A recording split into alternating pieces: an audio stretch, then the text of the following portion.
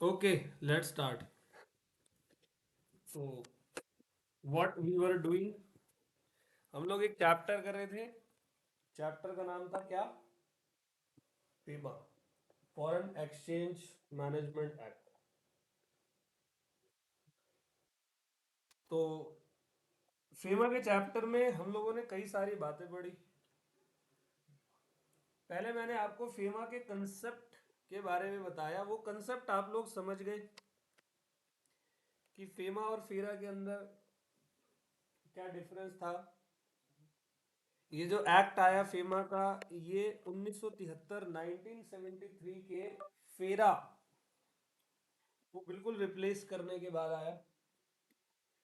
इस एक्ट का मेन मकसद सिर्फ एक चीज थी।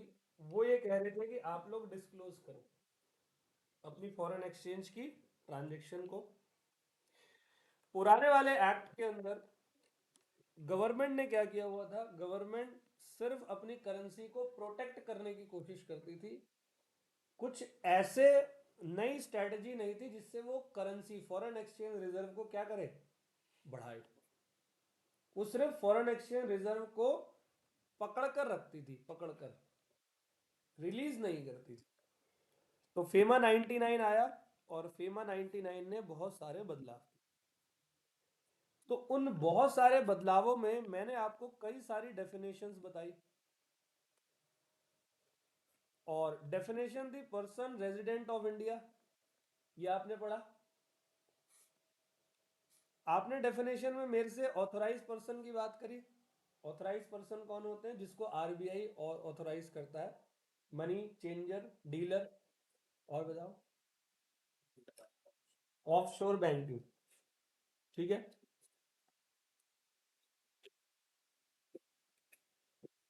तो ये सारे लोग हैं। फिर हमने डेफिनेशन की बात करी, फॉरेन करेंसी की डेफिनेशन क्या होती है। मैंने आपको बताया भारत में, पूरी दुनिया में 196 जो कंट्रीज हैं, वैसे तो उससे ज़्यादा है बट कई को कंट्री नहीं मानते। उन 196 कंट्री में से 50 कंट्रियों पे तो अपनी करेंसी नहीं है। 146 कंट्री में से एक हमारा भारत है। तो टोटल करेंसी जो है कितनी है पूरी दुनिया में? 145 करेंसी। करेंसी की भी पूरी डिटेल समझ में आई थी। फिर फॉरेन करेंसी के बाद मैंने आप लोगों को फॉरेन सिक्योरिटीज का मतलब बताया था, जिसमें रिडम्शन रिटर्न डॉलर में भी होता है और रुपीज में भी होता है। All well. और ये एक इंटरमीडियरी के थ्रू ही आप करते हो, जिसको आप डीलर बोलते हो। ऑल वेल था। फिर हम लोगों ने बात करी एक, ये अपना फॉरेन एक्सचेंज मैनेजमेंट को चलाने की। एक तो अथॉराइज्ड पर्सन, एक तो अथॉरिटी है, और एक क्या है, जुडिशियल। तो अथॉरिटी में आरबीआई है, आरबीआई के नीचे ऑथराइज पर्सन है। और जुडिशियल में क्या है? डिप्टी डायरेक्टर वगैरह, डायरेक्टर जनरल वगैरह है, फेमा के अपीलेट ट्रिब्यूनल है, और हाई कोर्ट है, और सुप्रीम कोर्ट है। फिर हम लोगों ने बात करी पिछली क्लास में किसकी? ट्रांजेक्शन्स की। तो मैंने आपको ट्रांजेक्शन शुरू करते वक्त बताया कि दो ट्रांजेक्शन है, एक आपकी कैपिटल अकाउंट है, एक आपकी करंट अकाउंट है। करंट अकाउंट को सीयूटी कहते हैं, कैपिटल अकाउंट को सीएटी कहते हैं। कैपिटल अकाउंट ट्रांजेक्शन कल हमने किया, बहुत मजे से किया था, याद है? बहुत सारी चीजें, प्रोहिबिशन याद है, chit fund, real estate. Real estate में लेकिन कुछ एक्सेप्शंस भी थे। ठीक है। टीडीआर वगैरह हो सकता है। ट्रांसफरेबल डेवलपमेंट राइट का कंसेप्ट कैसा लगा था? Transferable development right. चलो इसका ये डाउट क्लियर कर लेते हैं। देखो, रियल स्टेट में विदेशियों को प्रोहिबिट किया हुआ है। वो किसी भी पब्लिक सेक्टर अंडरटेकिंग वगैरह में नहीं कर सकते, नहीं आ सकते। रियल स्टेट नहीं ले सकते, हालांकि वो किसी टाउन का डेवलपमेंट, रेजिडेंशियल कंस्ट्रक्शन वगैरह में आ सकते हैं। तो इन्होंने ये बोला है कि टाउनशिप, रेजिडेंशियल वगैरह, और इसके अलावा क्या था, रिट्स। ठीक है। जैसे म्यूचुअल फंड होता है, ऐसी रिट्स होता है हमारा। तो मैंने आपको क्या बताया कि पब्लिक क्या करती है, जैसे म्यूचुअल फंड खरीदते हैं ना, वैसी पब्लिक जो है वो रिट्स के अंदर रियल स्टेट खरीदती है, 500 रुपये, 1000 रुपये, 2,000 रुपये, 3,000 रुपये में, ऑल वेल। अब कुछ रियल स्टेट वाले मुंह मांगे दाम पर उन पब्लिक वालों से जिन्होंने ये रियल स्टेट के एक तरीके का म्यूचुअल फंड खरीदा है, रियल स्टेट का जो वो खरीदा है, तो रियल स्टेट वाले उनसे खरीद लेते हैं मुंह मांगे दाम पर। क्यों खरीदते हैं? क्योंकि उनकी बिल्डिंग में जो वो डेवलपमेंट करेंगे वो इनके दम पर करते हैं। इनको कहते हैं ट्रांसफरेबल डेवलपमेंट राइट्स, जो खरीदते हैं। समझ में आ गया था? ठीक है, तो ये कल की क्लासेस थी।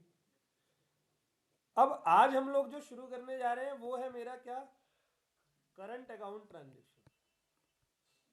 देखो ये पहली बार सिलेबस में आया फॉरेन एक्सचेंज, तो नहीं पता चल रहा कितनी क्लासेस लग रही हैं, क्योंकि कंसेप्ट भी इतने तगड़े तगड़े। आज तो आपको और मजा आएगा, ठीक है? तो इसीलिए मन भी नहीं कर रहा खत्म करने का। तो आज और कल एक दो क्लास लगेगी, आज पूरा नहीं होगा, आज सिर्फ प्रोहिबिशन होगा। ठीक है, तो अब मैं ज़्यादा समय खराब ना करते हुए आप लोगों के पास आ रहा हूँ। मैं सीधा पहले करंट अकाउंट ट्रांजेक्शन की आपसे क्या कर रहा हूँ, मीनिंग की बात कर रहा हूँ। मीनिंग आपकी बड़ी आसान है, और उस मीनिंग से पहले एक बार ये भी दिखा दूं कि करंट अकाउंट ट्रांजेक्शन में हम लोगों ने क्या पढ़ा था। मैंने आपको एक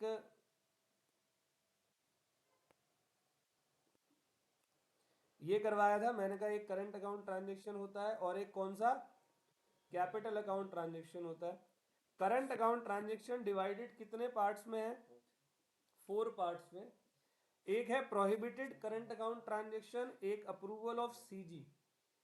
अच्छा, ये सीजी का मतलब क्या है? Approval of CG, central government.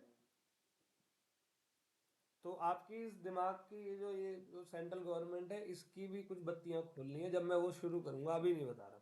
Approval of RBI, और आरबीआई में एलआरएस मैंने आपको बता दिया था 2.5 लाख वाला। और क्या है, फ्रीली।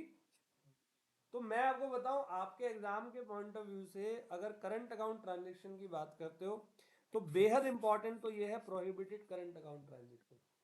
मतलब लगा लो कि लीक है क्वेश्चन पेपर के लिए, और नहीं देते वो लोग तो अप्रूवल ऑफ सीजी में से जरूर मार देंगे। आज इन दोनों को खत्म करने का प्रयास करते हैं।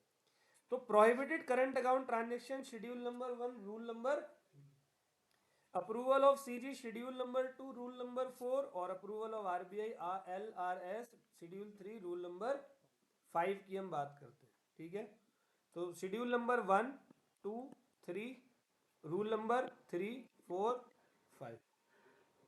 ठीक है, याद रहेगा। तो वापस आ रहे हैं मेरे भाइयों। तो करंट अकाउंट ट्रांजेक्शन को मैं कौन सा ट्रांजेक्शन कह रहा हूं, ये बैलेंस शीट का है या पीएनएल आइटम, पीएनएल का। और कैपिटल वाला कौन सा था? तो करंट अकाउंट ट्रांजेक्शन में ये कह रहा है कि it means a transaction other than a, इसलिए पहले कैपिटल अकाउंट पढ़ा है, जबकि दिखाते ये लोग पहले करंट अकाउंट लेफ्ट में, राइट में कैपिटल में, पहले कैपिटल पढ़ाते। Without prejudice to the generality of the foregoing, such transaction include payment due in connection with foreign trade, other current business, services, short-term banking, credit facility in the ordinary course of, जो daily basis transactions होती है। जैसे वो जो export import की बात है, मान लो मैं एक्सपोर्टर हूँ तो मैं करंट अकाउंट ट्रांजेक्शन करूंगा, इंपोर्टर हूँ करंट अकाउंट ट्रांजेक्शन करूंगा, क्योंकि रेगुलर बेसिस पर मेरे को जो है फॉरेन एक्सचेंज में डील करना होता है। Payment due as interest on loan and as net income from investment, remittance for living expenses of parents, spouse and children residing abroad. जैसे मेरा बाबू जब बड़ा हो जाएगा, बच्चा, ठीक है, तो मान लो अब्रॉड जाने की जिद करे, और पक्का करेंगे, बच्चे तो करते ही अब्रॉड की जिद, थोड़ी सी फिल्में देख ली तो वहीं जाना है। तो अब जाएगा तो उसको वहां के लिए हम लोग क्या भेजेंगे, या कई लोग भेजते हैं यहाँ से, माँ बाप भेजते हैं पैसे, लिविंग एक्सपेंसेस। तो ये सब कौन से ट्रांजेक्शन है, current account. Expenses in connection with foreign travel, घूमने जा रहे हो, पढ़ने जा रहे हो, मेडिकल केयर, स्पाउस और चिल्ड्रन, तो ये सारे खर्चे करंट अकाउंट ट्रांजेक्शन में आते हैं। क्लियर है? इतने तगड़े कंसेप्ट बताऊंगा आज, मतलब बिल्कुल झकझोर जाओगे, मजा आ जाएगा कि हाँ जी कुछ है इसको पढ़ के। तो स्टार्ट कर रहे हैं जी, ज्यादा समय ना वेस्ट करते हुए।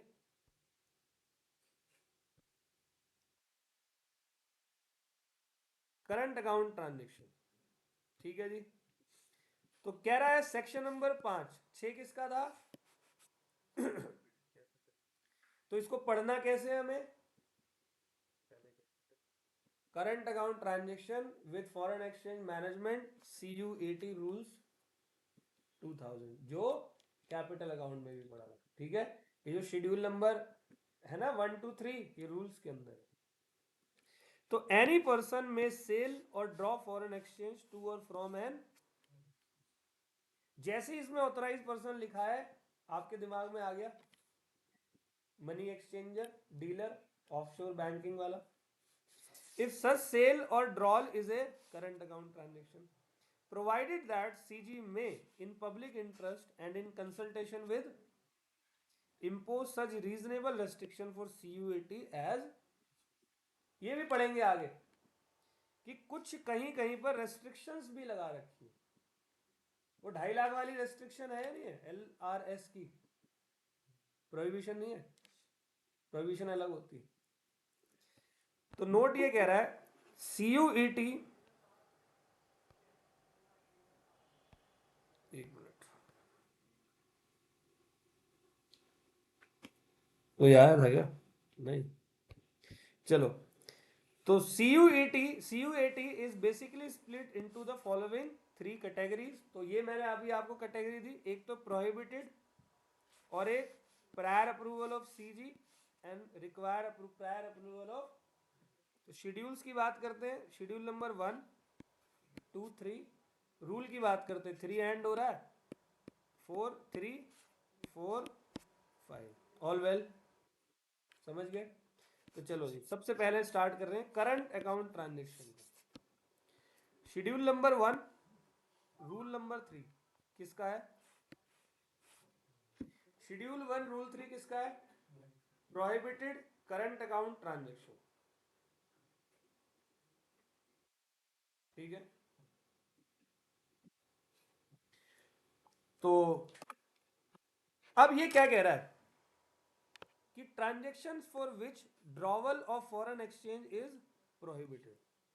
कह रहा है ऐसी ट्रांजेक्शन जिसपे फॉरेन एक्सचेंज का ड्रॉवल क्या है, आ गया समझ? तो बिल्कुल कुर्सी की पेटी बांध लो, और ये सारे के सारे पॉइंट आई थिंक 7 होंगे, 1 2 3 4 5 6 7 8, 8 पॉइंट है। कुर्सी की पेटी बांध लो, 8 के 8 पॉइंट बहुत समय लेने वाले, ठीक है। तो सबसे पहला ये कह रहा है remittance out of lottery winning. अंग्रेज आता है भारत में, ठीक है। अंग्रेज लोग भारत में आते हैं। अच्छा, अंग्रेज लोग बड़े शौकिया होते हैं, शौकिया तो हम भारतीय भी बहुत होते हैं, पता है आप लोगों को। हम भारतीयों को भी बड़ा ये लॉटरी पॉटरी खेलने का शौक होता है। अब विदेशी भी आते हैं, विदेशी यहाँ पर मान लो लॉटरी खेल रहे हैं, लॉटरी से वो कोई पैसा जीत रहे हैं, हम मना नहीं कर रहे। देखो ये जो प्रोहिबिटेड है, ये प्रोहिबिटेड का मतलब ये नहीं है कि ये गलत काम है, इलीगल काम है, ऐसा नहीं है। इस प्रोहिबिटेड शब्द को तो फॉरेन एक्सचेंज का चैप्टर ये कह रहा है कि विदेशी बंदा इन जगहों पर ट्रांजेक्शन नहीं कर सकता। इसका मतलब इंडियन, इसका मतलब इंडियन, बोलो ना, इंडियन कर सकता है, इंडियन अपना कर सकता है। हमें इंडियन से कोई मतलब नहीं है, इस चैप्टर को इंडियन से कोई मतलब नहीं, इस चैप्टर को फॉरेनर से भी कोई मतलब नहीं। इस चैप्टर को तो मतलब है उसके टंकी में से फॉरेन एक्सचेंज का रिजर्व कम ना होने पाए। तो कम होने का पहला, remittance out of lottery winning. अंग्रेज बड़े शातिर होते हैं, शातिर थे तभी इतने साल हमारा जो है उन्होंने वो करा, हमारे ऊपर राज किया, और हमारे ऊपर ही क्या दुनिया में कितनी कंट्रियों पे उन्होंने राज किया ब्रिटिशर्स ने। तो बड़े शातिर होते हैं, और ये बड़े लक्की भी होते हैं, इनको बड़ी इजी तरीके से लॉटरी पॉटरी, हम तो साले ऐसे ही हम कहीं जाते हैं सोना भी छूते तो ईंट बन जाती है। तो वो लोग आते हैं, गोवा वोवा जाते हैं, गोवा में कसिनोज हैं, खेलते हैं, मना नहीं करते, कह रहे खेलो आप, दबा के खेलो हमारे भारत में। लेकिन अगर आप जीत गए तो इंडिया से बाहर लेकर नहीं जा सकते फॉरेन करेंसी। आया कुछ समझ में? ये बात मैंने आपको कल कैपिटल अकाउंट में बताई थी। कैसे? लॉटरी किसके हाथ में होता है? लॉटरी होती है स्टेट के हाथ में। फेमा का चैप्टर किसके हाथ में? सेंट्रल के हाथ में। तो सेंट्रल ये बात बोल रहा है भाई मेरे यहाँ से तुम लॉटरी खेलोगे तो पैसे नहीं लेके जा सकते फॉरेन। एक्चुअली क्या हुआ था, सेंट्रल ने पहले मना करा कि भाई विदेशी बंदा लॉटरी नहीं खेल सकता हमारे यहाँ। स्टेट कह रहा है क्यों नहीं खेल सकता, मैं टैक्स लेता हूँ, मेरा फायदा है, क्यों नहीं खेल सकता भाई? वही ममता बनर्जी वाला बताया था, तुझे खिलवा ले भाई। तो गवर्नमेंट ने बैन कर दिया, कहते रेमिटेंस नहीं कर सकते आप जीत जाओगे लेकिन आप जीत के भारत से पैसे लेकर नहीं जा सकते। क्यों नहीं जा सकते, रीजन बताओ। हमारा जो विनिंग रुपीज में होगी और वो लेकर क्या जाएगा, रुपीज फॉरेन, तो जाएगा आरबीआई के पास, लाओ भाई पैसे तो मेरे। आरबीआई कह पागल है, अरे तुझे क्यों पैसे दूंगा, निकल यहाँ से, ये पैसा इंडिया में इन्वेस्ट कर। तो अगर वो इंडिया में इन्वेस्ट करता है तो हम तो खुश, हमें कोई टेंशन ही नहीं है। अगर वो हारा, अब देखो यहाँ एक प्रोबेबिलिटी और है, अगर वो हारा तो फॉरेन एक्सचेंज रिजर्व बढ़ गया हमारा, और अगर वो जीता तो हमारी डेवलपमेंट होगी। कुल मिला के हमारा कुछ नहीं जा रहा, है ना? समझ गए? क्लियर है पहला पॉइंट? ओके। अब दूसरा पॉइंट है remittance of income from racing oblique riding etcetera और एनी अदर हॉबी। अब ये बताओ, remittance of income from racing riding और एनी अदर हॉबी। कहे कभी गए हो race course? Race course prime minister के घर के ठीक सामने, प्राइम मिनिस्टर का घर है, लोक कल्याण मार्ग। पहले उस मेट्रो स्टेशन का नाम रेस कोर्स था, उस जगह का नाम रेस कोर्स था, अब वो चेंज कर दिया। अच्छा नहीं लग रहा था सरकार को रेस कोर्स बोलना, खुलेआम वो मतलब एक तरीके की बदनामी थी। तो उस रेस कोर्स में हॉर्स राइडिंग होती है दबा के। अब तुम में से कोई गया है हॉर्स राइडिंग के लिए? मम्मी पापा, चाचा ताऊ, रिश्तेदार में, फूफा का लड़का, आसपास कॉलोनी में कोई, एरिया में? मेरे ख्याल से नहीं। और गया भी होगा तो एक आधा गया होगा जो बताएगा नहीं आगे कि आज हार के आया हूँ 4 लाख। ठीक है। अगर आपको दिल्ली में कोई बहुत बड़ी बड़ी गाड़ियां देखनी हो ना एक साथ, तो आप रेस कोर्स की गेम में चले जाओ और बाहर पार्किंग में खड़े हो जाना। रेस कोर्स खेलने आते हैं बड़े बड़े बिजनेस पर्सन, बहुत सारे फॉरेनर्स, फॉरेनर्स का ये बहुत बड़ा हॉबी है। देखो फॉरेन कंट्रीज की फिल्मों में देखना, ये रेस कोर्स वगैरह खूब खेलते हैं। तो फॉरेनर्स रेस कोर्स में आए, मैंने बोला वो बहुत लक्की होते हैं साले, होते हैं लक्की। अब वो आए रेस कोर्स में, जीत गए। अब गेम भी वो 10-20 हजार की नहीं खेलेंगे, गेम भी उनकी 20 लाख, 50 लाख, 1 करोड़, 5 करोड़, $1 मिलियन ऐसी होती है। जीत गए। अब वो जीत गए तो अब वो अपनी कंट्री में पैसे लेके जाएंगे, साफ में कि तो जीत तो यही लगा दो, हमें कोई टाइम मत खेल, मैं मना थोड़ी कर रहा, हमारे इंडिया में वैसे ही बड़े सारे बैठे हुए हैं खेलने के लिए, तेरी जरूरत भी नहीं है हमें। हमारे इलीगल सट्टा इतना होता है, लीगल की तो बात ही छोड़ो। समझ रहे हो? तो दूसरा पॉइंट रेस राइडिंग, ओके। तीसरा पॉइंट बड़ा अच्छा है, इसको जरा सुनना। Purchase of remittance for purchase of lottery tickets,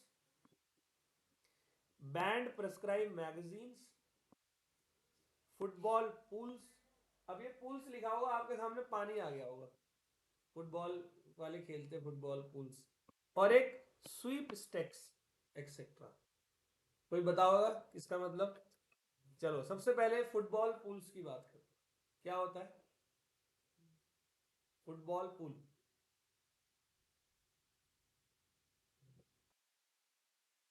ये बता दो यार, मजा आ जाएगा। हमारे भारत में क्रिकेट को रिलीजन माना जाता है नहीं। ऐसी पूरी दुनिया में फुटबॉल को रिलीजन माना जाता है। तो तुमने देखा है जैसे कोई टीम हार गई, मान लो पुर्तगाल हार गई वर्ल्ड कप, ब्राजील जीत गई, तो पुर्तगाली ऐसे रो रहे होते हैं, देखा? इमोशंस होते हैं वो घंटा, ठीक है। अब सुनना वो क्या होता है इमोशन। सुनो क्या होता है वो। जैसे एक टीम है, दो प्लेयर के नाम बताओ, वही तुम जानते हो, एक तो मैसी बोलोगे और एक रोनाल्डो, ठीक है। तो ये नाम तुम कंफर्म है, ये बोलोगे। अब जैसे कि दो टीम का मैच है, ठीक है, तो वो वहां पर ना क्लब होते हैं, क्लब जैसे हमारे यहाँ कंट्री है ना इंडिया अफगानिस्तान, वहाँ क्लब्स होते हैं, बर्कशायर वर्सेस, मतलब मुझे क्लब्स के, हाँ अलग उनके मैचेस होते हैं ना, उन क्लब्स में वो प्लेयर्स, हाँ हाँ एग्जैक्टली, बिल्कुल। तो वहाँ क्या होता है, क्लब्स होते हैं, हर कंट्री ने अपने अपने वहाँ पे क्लब्स बना रखे हैं। यस, कोई भी प्लेयर वो यहाँ से उधर उधर खरीदते हैं। तो सुनना, दो टीम का मैच है, तो मैं क्लब से बोलूंगा तो थोड़ा नैरो लगेगा, तो कंट्री से बोल देते हैं। ब्राजील और पुर्तगाल का मैच है फुटबॉल, चलो पकड़ते हैं वर्ल्ड कप, ठीक है। आपको पता है उनके यहाँ एक फुटबॉल पूल चलता है। फुटबॉल पूल क्या होता है, वहां पर उनके फैंस क्या करते हैं, एक तरीके का एक गुल्लक बनाते हैं, और उस गुल्लक में वो फैन अपने अपने पैसे डालते हैं। कि अगर पहले पूरा बताता हूँ, ब्राजील के फैंस ने पैसे डाले गुल्लकों में, किसी ने डाले $2,000, किसी ने $10,000, किसी ने $20,000, किसी ने $30,000। आप यकीन नहीं मानोगे, वो गुल्लक जो है ना, वो 10-10 मिलियन डॉलर का होता है एक मैच का, समझ रहे हो? अब क्यों डाले उन्होंने? ऐसे ही पुर्तगाल के फैंस ने अपनी टीम के लिए डाल दिए। अच्छा, विदेशों में ये अलाउड है, वहां कोई दिक्कत नहीं है, हमने तो इंडिया में बैन कर रखा है ना वहाँ। वो उसका नाम, वो भी एक लीग लीग की तरह ही चलता है, ये लीग की तरह चलता है। हाँ। अभी सुनते रहो, मैं इसको पूरी कहानी बताऊंगा शॉर्टकट में। अब मान लो पुर्तगाल जीत गया, तो पुर्तगाल की टीम्स को और उनके फैंस को वो सारा पैसा मिल जाएगा जो ब्राजील वाली फैंस ने उस टैंक में इकट्ठे किए हुए थे। ऑल वेल, वो इसलिए रोते हैं। समझ गए? वो इसलिए रोते हैं भाई यार, सारे $4,000 ही तो थे, वो भी चले गए। समझ गए? वहां ये इमोशन नहीं होता, हालांकि इमोशन होता है, इमोशन नहीं तो होते हैं। इमोशन होता है, वो लोग फुटबॉल को एक मतलब क्या ही, मतलब अगर उनके सामने नर्क हो और बोले कि तो एक काम कर, तेरे को नर्क भेज दूंगा 2 फुटबॉल के मैच दिखाने के बाद, वो यस बोल देंगे कि यस ठीक है थैंक यू। वो इतने बड़े पागल है फुटबॉल के लिए, मतलब पूरी दुनिया ही इतनी बड़ी पागल है। देख रहे हो, एक फीफा का जो ऑर्गेनाइजेशन होता है, फीफा वर्ल्ड कप, इसमें से कितने हजार करोड़ का तो इनका बिजनेस हो जाता है वर्ल्ड कप के टाइम पे। हमारे आईपीएल भी कम नहीं है, 20,000 करोड़ का बिजनेस है एक बार का आईपीएल में। क्या लग रहा है, तो ये खेल रहे हैं तुम्हारे इमोशन से, पूरी सेटिंग रहती है, कब कौन ओवर फेंकेगा, कब क्या होगा। ठीक है, समझ रहे हो? इसको कहते हैं फुटबॉल पूल्स। अब इंडिया में अगर फुटबॉल पूल हो जाए, अब मान लो कोई क्लब आ गया है इंडिया से खेल रहा है, वहां से पैसे दिए, अब जीतेगा कौन? देखो, इंडिया की टीम होगी तो वो तो जीतने से रही, सारा पैसा हमारा फुर बाहर। इन्होंने कहा भाई पागल है, फुटबॉल पूल्स नहीं। और आखिरी है इसका स्वीप स्टेक्स। जैसे हमारे यहाँ वो कमेटी की पर्चियां नहीं होती, पर्चियां, पर्ची जीतो वाला, वो हम ये बोलते हैं, वहां पर उसको स्वीप स्टेक्स बोलते हैं। ऑल वेल, मतलब सिंपल, कोई भी ऐसा काम जो कि सिन वर्क है, सिन वर्क, जैसे लॉटरी है, हमारे भारत में लॉटरी को किस निगाह से देखा जा रहा है? जैसे मेरे मामा बोले कि मेरा लॉटरी का बिजनेस है, फिर भी उसकी इज्जत करूंगा, बोले मैं लॉटरी खेलता हूँ, भागे हैं साले जुआरी, हैं ऐसी बोलते हैं। हमारे हमारे भारत में ये सिन माने जाते हैं, पाप माने जाते हैं। और यहाँ पर धंधा भी बहुत बड़ा होता है। पता है आपको पैसा कितना होता है? आप कहीं लॉटरी में चले जाओ, मान्यता प्राप्त लॉटरी वेस्ट बंगाल वगैरह में खूब चलती है, आप एंट्री करो, बाहर पर्दा लगा होता है, बाहर बोर्ड लगा होता है मान्यता प्राप्त। तो मान्यता उनको किसी और चीज की मिली होती, खिलवा कुछ और रहे होते हैं अंदर, ये पैसा भरा होता है वहां पे। एक चौकी सी लगी होगी, उसमें 500-500 के नोट ऐसे फैले होंगे। तुम लोग भाई इतना पैसा इंडियंस को। चल इंडिया वाला जीतेगा भी तो इंडिया में, हारेगा भी तो रुपीज से हो रहा है ना। फॉरेन एक्सचेंज वाले को क्या मतलब रुपीज में क्या हो रहा है, वो पुलिस पुलिस वाले देखेंगे, मेरा क्या है। मेरे को मेरा गल्ला बचा के रखना है फॉरेन एक्सचेंज वाला। फॉरेन एक्सचेंज का गल्ला बचा के रखने के लिए मेरे पास क्या चाहिए, मैंने मना कर दिया। देख भाई simple, lottery winning, racing riding, lottery ticket, ban, prescribe magazine, football pools, sweepstakes etcetera. यहां तक ओके। चौथा है, मैं दोबारा बोल रहा हूं, यहां प्रोहिबिशन का मतलब गलत काम नहीं है। हॉर्स रेसिंग गलत काम नहीं होता, लॉटरी गलत काम नहीं है। ठीक है, कई स्टेट ने बैन किया हुआ है, बट कई स्टेट तो वेस्ट बंगाल ने ओपन किया हुआ है। यहाँ कह रहे हैं कि आप विदेश में अपने पैसे मेरे नहीं ले जा सकते, भारत ने नहीं बोला, सिंपल। हाँ, अब जो है, जो अगला वाला पॉइंट है, ये बड़ा अच्छा पॉइंट है। अगले 3 पॉइंट आपके कॉन्सेप्ट है पूरे। ठीक है, तो मैं अगले 3 पॉइंट में कंसेप्ट नंबर 4 कह रहा है, payment of commission on export made towards equity investment in joint venture या WOS abroad of Indian company. अब ये क्या कहता है, ध्यान से सुनना, एक बार पढ़ो इसको, इसके चारों पॉइंट पढ़ो, जल्दी पढ़ो।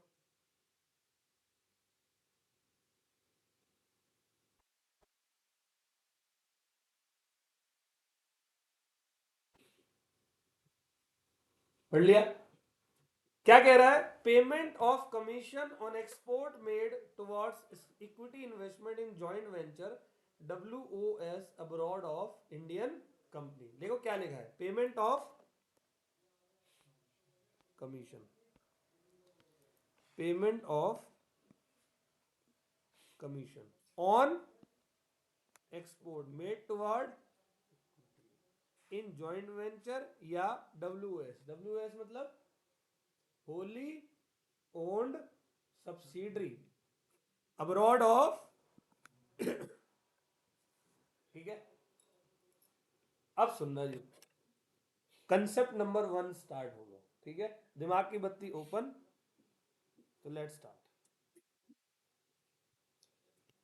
मान लो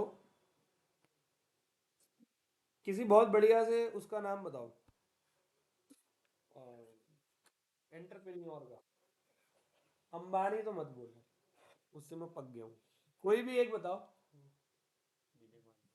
वो तो भाग गए, वो एंटरप्रेन्योर थोड़ी है। कोई एक नाम लो। अरे इंडिया का, इंडिया का। इसका ले लेते हैं, महिंद्रा वाले का कौन है, क्या नाम है उसका, या बिरला का ले लेते हैं, KM बिरला, कुमार मंगलम। कम तो नहीं है, तगड़ा बंदा है, टॉप 100 में आता है, टॉप 10 में आता है। ये बंदे को कहीं से पता लगा, इसकी टीम ने ये बताया कि भाई कनाडा के अंदर अगर आप कहीं इन्वेस्ट करते हो, कनाडा में अगर आप इन्वेस्ट करते हो 10 मिलियन डॉलर, तो बड़ा काम का बड़ा फायदा है। कितने डॉलर? 10 million dollar. कर सकता है KM Birla 10 million dollar invest या नहीं? तो भाई पता लगा, और ये लोग अपॉर्चुनिटी सीकर होते हैं, KM बिरला, ये जो एंटरप्रेन्योर है, इनको तो चाहिए अपॉर्चुनिटी, कोई नया बिजनेस मिलेगा पहुंच जाते, पैसे की कमी इनके पास है नहीं, आइडिया चाहिए बस।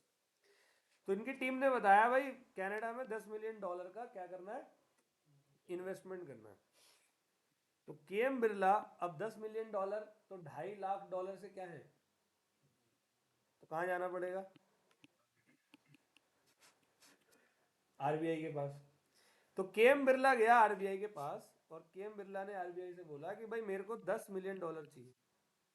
आरबीआई कहते हैं पागल है, $10 मिलियन क्या करेगा इसका? बिरला कहता क्या करेगा, क्या बिजनेस करूंगा, इन्वेस्टमेंट करनी है मेरे को वहां पर। अब आरबीआई ने क्या सोचा कि $10 मिलियन जाएंगे, मेरा रिजर्व खाली हो जाएगा, ये वो, समझ रहे हो कुछ? आरबीआई ने उठा के मना कर दिया कि हमारे पास पैसा नहीं है इतना, 600 बिलियन की तो टैंक है हमारी, $10 मिलियन आप लेके जा रहे हो। फिर अंबानी आ जाएगा $100 मिलियन लेने, यही खेलते रहे हम लोग। इसने मना किया, इसके दिल पे लग गई। दिल पे लगेगी तभी बात बनेगी। एयरटेल, ठीक है एयरटेल का ऐड है अब केएम बिरला ने कहा अच्छा मेरे को मना कर दिया है। अभी आमिर खान आ गया, मेरे को मना कर दिया है, अभी बताता हूँ। अब कम तो भाई बिरला भी नहीं है, टॉप 10 भारतीय अमीरों में ये बंदा है, इतना बड़ा एंटरप्रेन्योर है ना। तेरी ऐसी की तैसी, साले आरबीआई तेरे को हमने बनाया, तू हमें मना कर रहा है, लेकिन कानून से बियॉन्ड तो नहीं जा सकता। ठीक है, इसने क्या करा,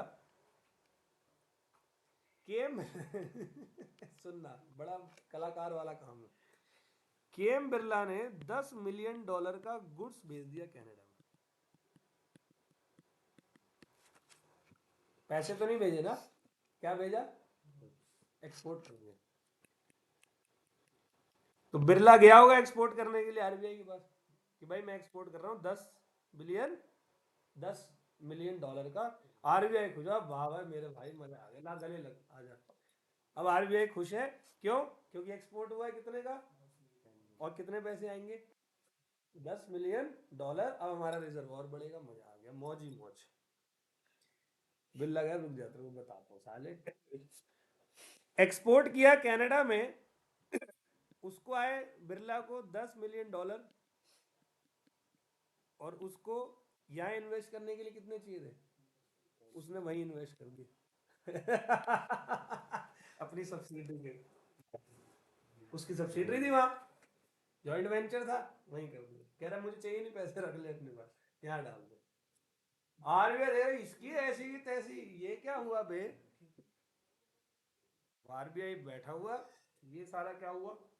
चल वैसे आरबीआई को नुकसान तो हुआ नहीं, गुड्स तो होते आते रहे, गुड्स की मैन्युफैक्चरिंग तो खूब होती है, हमारे रिजर्व से कुछ कम नहीं हुआ। लेकिन आरबीआई ने कहा अच्छा तू हमसे बड़ा बन रहा है, कोई नहीं बेटे।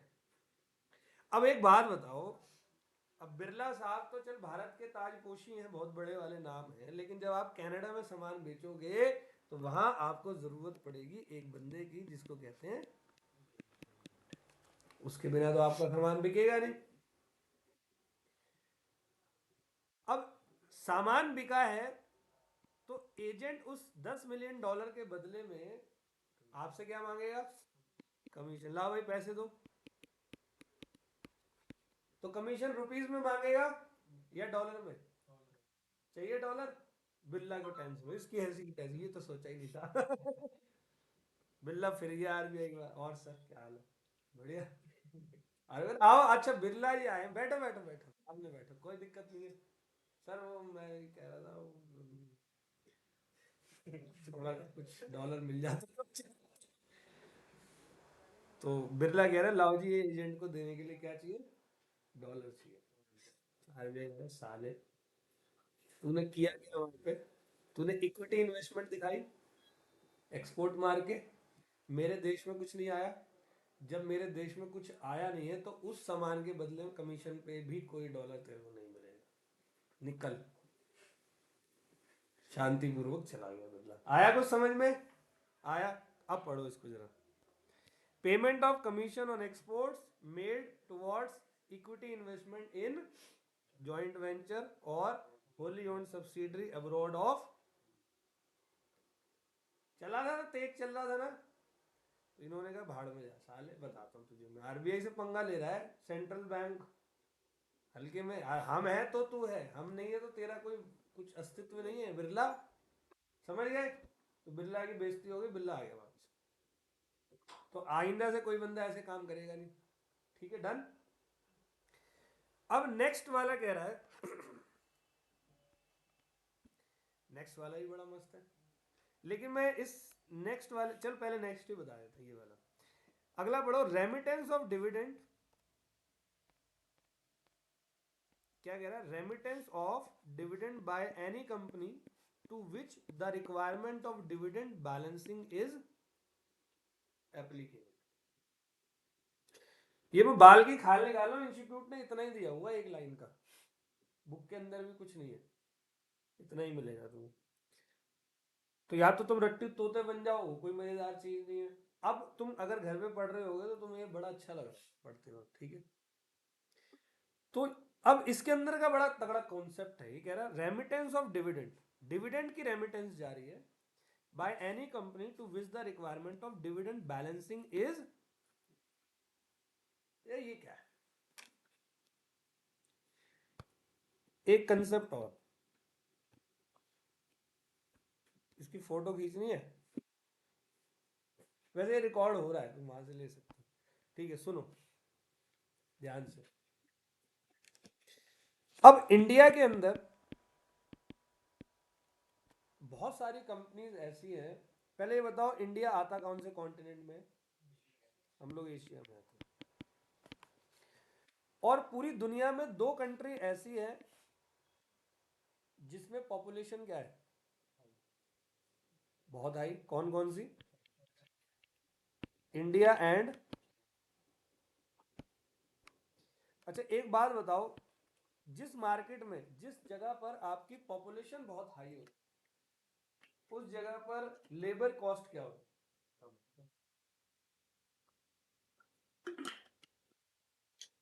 तो आपने देखा पिछले कुछ सालों से बड़ी बड़ी कंपनीज हमारे यहाँ की कंपनियों से जॉइंट वेंचर कर कर बड़े बड़े मैन्युफैक्चरिंग हब हमारे यहाँ पर लगाते हैं। जैसे अभी रिसेंटली एक बहुत बढ़िया जॉइंट वेंचर हुआ है एप्पल का और टाटा का। पता है किसी को ये बात? देखो, एप्पल की कंपनी कहाँ की कंपनी है? यूएस की। अगर एप्पल यूएस के अंदर मैन्युफैक्चरिंग करता है तो आपको पता है यूएस के अंदर जो लेबर का वेजेस है वो बहुत महंगा है। वो कुछ $30 पर आवर तो मिनिमम वहाँ का वेज रेट है। तभी तो ये सरदार वदार वहां से जाके वेटर बर्गर वर्गर खिलाते लोगों को और यहाँ आके अपने आप को वीआईपी बोलते हैं। सिर्फ सरदार की बात नहीं कर रहा हूँ, सारे लोग, वो लोग जो विदेशों में जाते हैं वहाँ कोई भी छोटा मोटा काम करते हैं, इंडियन रुपीज के मुकाबले उनको बहुत पैसा मिलता है। वहाँ अपना पेट काट काट के एक एक बर्गर खा खा के वो पैसा बचाते हैं, और इंडिया में आके वही पैसा क्या हो जाता है, इतना सारा। तो यूएस के अंदर ये एप्पल कंपनी को मैन्युफैक्चरिंग कॉस्ट क्या लगेगी? बहुत ज्यादा लगने वाली है। तो एप्पल कंपनी ने क्या करा, उसने इंडिया के अंदर अपना क्या बना लिया, एक मैन्युफैक्चरिंग की जगह बना ली जॉइंट वेंचर करके, मान लो टाटा के साथ, या अपना मैन्युफैक्चरिंग उन्होंने यहां पर करा, ठीक है। अब देखो, मैन्युफैक्चरिंग यहां पर हो रही है, तो तुम लोग खुद बताओ, मैन्युफैक्चरिंग करके एप्पल ने प्रोडक्शन किया, प्रोडक्शन करके क्या माल को पहले यूएस भेजा जाए? बताओ, एप्पल के कस्टमर पूरी दुनिया में कहां कहां पर है? अभी जैसे एशिया की बात है, ये मिडल ईस्ट एशिया में बहुत सारी कंट्रीज है, एक दो नाम लो। अफगानिस्तान, पाकिस्तान, ठीक है, साउथ कोरिया, तो वो वेस्ट में है, मतलब और भी आसपास की, चलो, ऑस्ट्रेलिया, मतलब मिडिल ईस्ट की बात नहीं कर रहा मैं, एशिया के आसपास, कॉन्टिनेंट के आसपास की कंट्री की बात कर रहा हूँ। ये तालिबान कह रहा तालिबान, ठीक है, ये सारी कंट्री है। अब देख, मैन्युफैक्चरिंग यहाँ हुई है, एप्पल को माल भेजना है सुबह, इंडिया में हुई है, एप्पल को माल भेजना है। अब एप्पल की जो कंपनी माल भेज रही है, वो यहां से इंडिया से भेजने में फायदा है, यूएस में पहले रिसीव करो फिर इंडिया, फिर दूसरी कंट्री में भेजो? मैन्युफैक्चरिंग यहाँ हुई है तो भेज भी यहाँ दो, तो यहाँ से माल भी जा रहा है, ऑल वेल। तो देखो क्या हुआ, एप्पल का सेल जो मुनाफा हुआ इंडिया में, मान लो $30 मिलियन हुआ, रुपीस को मैंने कन्वर्ट कर दिया, इंडिया में, मतलब इंडिया में ही सेल, इंडिया में ही मैन्युफैक्चरिंग। ऑल वेल, $30 मिलियन का इंडिया में हुआ। तो मेड इन इंडिया लिखा होता आजकल चाइना में, पहले मेड इन चाइना था, अब मेड इन इंडिया मिलेगा आपको। क्यों? इंडिया में मैन्युफैक्चरिंग एरिया। अब उसने मान लो इन 3 कंट्री को, एक चलो ऑस्ट्रेलिया को $20 मिलियन, हालांकि इतना बड़ा मार्केट नहीं है, $15 मिलियन ऑस्ट्रेलिया को, और एक और कंट्री है $15 मिलियन वहां पर। तो 15 15 30 और 30 60, तो कितना एप्पल को हुआ? $30 मिलियन इंडिया से मैन्युफैक्चरिंग करके इंडिया से एक्सपोर्ट करके। ऑल वेल, कोई दिक्कत यहां तक? अब एप्पल भाई ने क्या करा, एप्पल का हेडक्वार्टर कहां है? कैलिफोर्निया, यूएस में। एप्पल अब अपने इस $60 मिलियन को लेकर जाना चाहता है कहां पर? अपनी कंट्री में। गलत बात तो नहीं है? उसी के पैसे हैं, लेके नहीं जाएगा। तो भारत वाला कह रहा है इधर। एप्पल ने कहा कि मैं अपनी कंट्री में ले जाऊंगा, अब डिविडेंड दूंगा, अपनी सब्सिडरीज वगैरह जितने भी मेरे यहाँ के इन्वेस्टर्स हैं मैं उनको पैसे दूंगा। ये रूल है ना। तो इंडिया में आरबीआई ने बोला, फीमा एक्ट ने बोला कि तू लेके जा अपने पैसे, हम मना थोड़ी कर रहे हैं तुझे, लेकिन तू लेकर कितने जा सकता है? सिर्फ 15 दूनी 30 मिलियन, क्योंकि ये तो हमारा है। एक बात बताओ, यूएस वाला लेकर कितना जा रहा है? $60 मिलियन लेना चाह रहा है, लेकिन इंडिया के अंदर आए कितने $1 मिलियन है? $30 मिलियन। ऐसे तो इंडिया का नुकसान हो रहा है, हमारी टंकी तो खाली हो जाएगी। भाई तूने तो हमारे यहाँ पे रुपीस में बेचा ना, तो तू यहां से डॉलर कैसे लेके जा सकता है? दिमाग सही है तेरा? पहले वाली सरकारें थी वो कांग्रेस वाली, ये अब नहीं चलती यहाँ पर, समझ रहे हो? तू लेकर जा, मना नहीं कर रहे, तेरे को लेकर जाने कितने $1 मिलियन? मात्र ये वाले जो डॉलर बाहर से आए हैं, $30 मिलियन तू ये ले जा, मैं मना नहीं कर रहा। समझ गए? This is called dividend balancing. क्या कहते हैं? डिविडेंड के अमाउंट को क्या करना? बैलेंस करना। अभी खत्म नहीं हुआ, बस लाइन पढ़ा रहा हूं। Remittance of dividend by any company to which the requirement of. All well, समझ गए बात को? अब एक बात बताओ, अब मैं तुम्हें और एडिशनल बात बता रहा हूं कि ऐसे तो एप्पल वाला बोलेगा कि हम सी है, हमारे माथे पे कुछ लिखा हुआ है, वहां से HUL बोल रही है हिंदुस्तान यूनिलीवर लिमिटेड, नाम से हिंदुस्तान है, यहाँ की नहीं है, बाहर की है। उनकी टेक्नोलॉजी है, उनकी टेक्निक ये है कि जिस कंट्री में जाते हैं वहीं का यूनिलीवर लिमिटेड बना।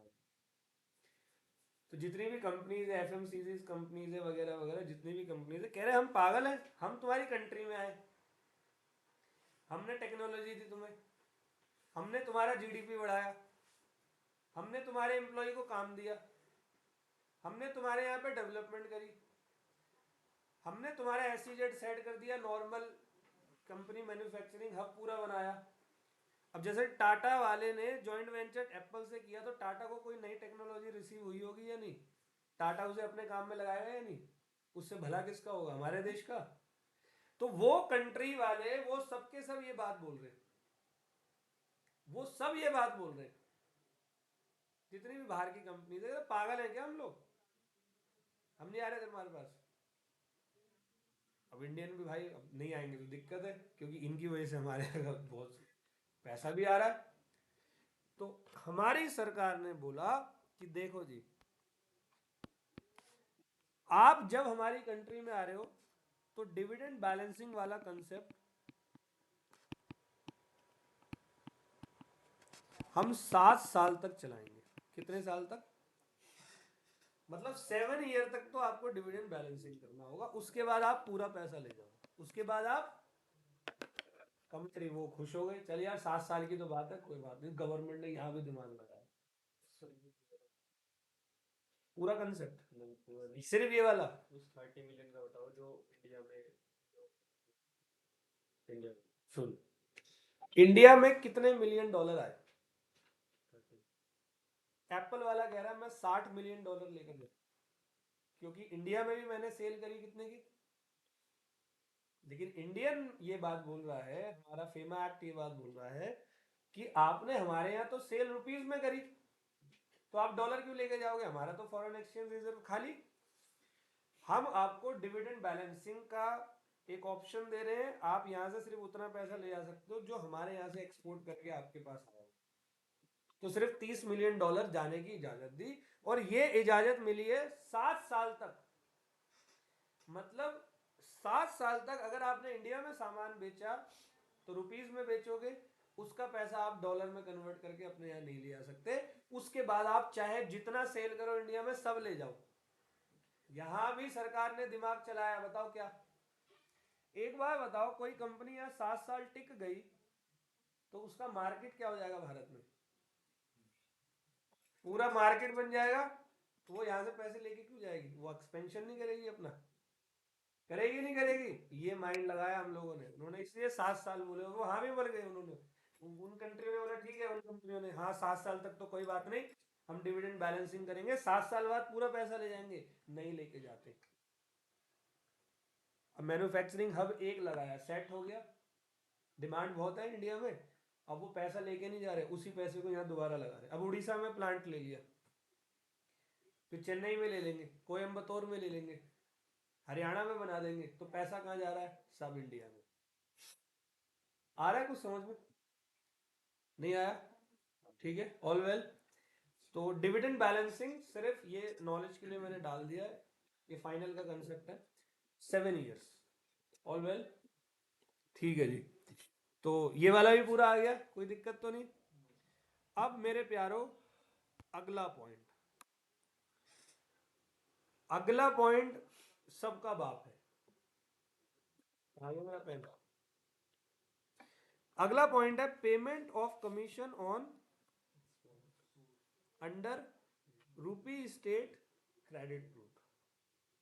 सिर्फ छोड़कर 10% ऑफ इनवॉइस वैल्यू ऑफ चाय और तंबाकू।